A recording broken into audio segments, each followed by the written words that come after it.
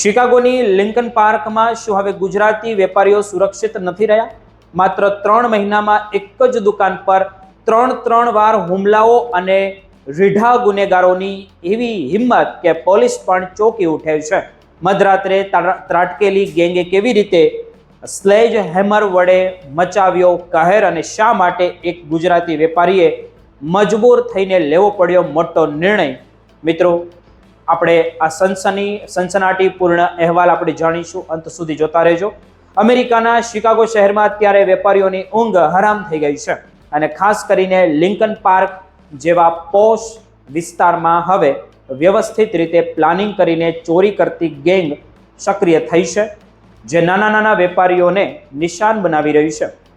આખી ઘટનાની આપણે વાત કરીએ તો Lincoln park food and liquor નામની એક દુકાન જે ગુજરાતી વેપારી અનિલ પટેલની છે, ત્યાં 5 મે 2026ના રોજ વહેલી સવારે 3:12 એક અત્યંત ચોકસાઈપૂર્વક ચોરીની ઘટના બની હતી, જેમાં 3 અજાણ્યા શખ્સોએ દુકાનનો મુખ્ય કાચનો દરવાજો તોડી અંદર પ્રવેશ કર્યો હતો અને તેમનો મુખ્ય ટાર્ગેટ ત્યાં નવા મુકાયેલા વિડીયો ગેમિંગ મશીન હતા, જેમાંથી રોકડ રકમ ચોરવા માટે તેમણે સ્લેજ હેમર એટલે કે મોટા હથોડાનો ઉપયોગ કર્યો હતો.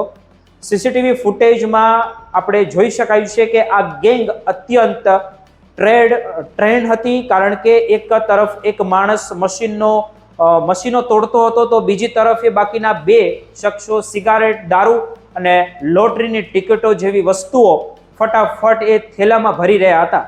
આખી કામગીરી માત્ર 5 મિનિટમાં પતાવીને તેઓ સફેદ રંગની કારમાં ફરાર થઈ ગયા હતા.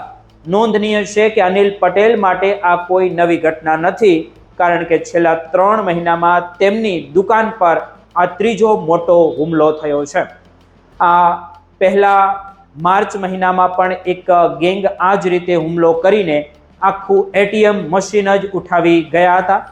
આ ચોરીની પદ્ધતિ જોતા પોલીસનું માનવું એવું છે કે આ કોઈ સામાન્ય ચોરો નથી, પણ એક ઓર્ગેનાઇઝ રિટેલ ક્રાઇમ એટલે કે સંગઠિત ગુનાખોરીનું નેટવર્ક ચાલે છે તે હોઈ શકે, જે આખા ક્રૂક કાઉન્ટી વિસ્તારમાં ફેલાયેલું છે.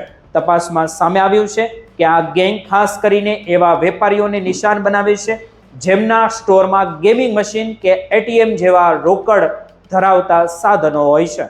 અને આ ઘટનાથી કંટાળીને અનિલ પટેલે હવે એવો નિર્ણય લીધો છે કે તેઓ પોતાની દુકાનથી આ ગેમિંગ મશીનનો જ હટાવી દેશે, કારણ કે તેમનું માનવું એવું છે કે આ મશીનો જ ગુનેગારોને પોતાની તરફ ખેંચી રહ્યા છે. આ પરિસ્થિતિ માત્ર અનિલ પટેલ પૂરતી મર્યાદિત નથી, પણ શિકાગોમાં વસતા આખા ગુજરાતી અને દક્ષિણ એશિયાના વેપારી સમુદાયમાં અત્યારે ભયનો માહોલ ઊભો થયો છે. ગેસ સ્ટેશન, કન્વીનિયન્સ સ્ટોર અને લીકર શોપ ચલાવતા આપણા ગુજરાતી વેપારીઓ અત્યારે આર્થિક નુકસાન અને મોંઘા વીમા પ્રીમિયમથી પરેશાન છે. પોલીસ વિભાગે પણ કબૂલ્યું છે કે આ ગેંગ અત્યંત આધુનિક સાધનો અને ચોરીની ગાડીઓનો ઉપયોગ કરે છે, જેથી તેમને પકડવા હવે મુશ્કેલ બની ગયા છે. લિંકન પાર્કના સ્થાનિક નેતાઓ પણ આ વધતી જતી ગુનાખોરીથી ચિંતામાં છે, કારણ કે વેપારીઓ હવે રક્ષણ માટે પોતાની દુકાનોના કલાકો ઘટાડી રહ્યા છે અથવા તો મોંઘી સિક્યુરિટી રાખવા મજબૂર બની ગયા છે. જો સમય રહેતા આ ટોળકીને ડરાવવામાં નહીં આવે તો શિકાગોના મુખ્ય વેપારી વિસ્તારો વેરાન બની શકે છે અને વેપારીઓએ હવે જીવના જોખમે વેપાર કરવો પડે તેવી સ્થિતિ અમેરિકાની અંદર સર્જાઈ રહી છે.